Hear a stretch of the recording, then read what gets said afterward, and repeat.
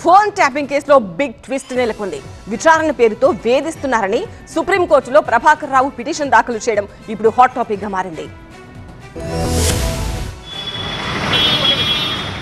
తెలుగు రాష్ట్రాల్లో సంచలనం సృష్టించిన ఫోన్ ట్యాపింగ్ కేసులో ట్విస్ట్. ఎస్ఐబి మాజీ చీఫ్ ప్రభాకర్ రావు సుప్రీంకోర్టులో పిటిషన్ దాఖలు చేయడం చర్చనీయాంశమైంది.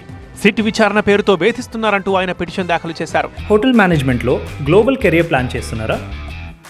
అంతర్జాతీయ చదువు, ఫారెన్ జాబ్ ఛాన్స్ కోసం ఇండియా నంబర్ 1 హోటల్ స్కూల్ IIHMలో జాయిన్ అవ్వండి. తరచూ పోలీస్ స్టేషన్కు పిలిచి వేధిస్తున్నారని పిటిషన్లో తెలిపారు. మరోవైపు ప్రభాకర్ రావుకి ఇచ్చిన రిలీఫ్ని కొట్టేయాలంటూ పోలీసులు కోరారు. ఈ పిటిషన్ ఆగస్టు 4వ తేదీన విచారణకు రానుంది. ఇక ఫోన్ ట్యాపింగ్ కేసుకు సంబంధించి ఎస్ఐబి మాజీ చీఫ్ ప్రభాకర్ రావు ఇప్పటికే పలుమార్లు సిట్ విచారణకి హాజరయ్యారు. డీసీపీ విజయ్ కుమార్, ఏసీపీ వెంకటగిరి ఆయనపై వందలాది ప్రశ్నలు సంధించారు. ఉన్నతాధికారుల్ని తప్పుదోవ పట్టించి మోసపూరితమైన విధానాలతో 618 మంది వ్యక్తుల ఫోన్లు ట్యాప్ చేశారన్న ఆరోపణపై విచారించారు. నక్సల్స్ సమాచారం కోసమంటూ మావోయిస్టులతో సంబంధం లేని రాజకీయ నాయకులు, జర్నలిస్టులు, పారిశ్రామికవేత్తలు, సెలబ్రిటీల ఫోన్లను ఎందుకు ట్యాప్ చేయించారు అని ప్రశ్నించారు. ఈ ట్యాపింగ్ మీ సొంత నిర్ణయమా లేక ఎవరైనా ఆదేశించారా అంటూ క్వశ్చన్ చేశారు.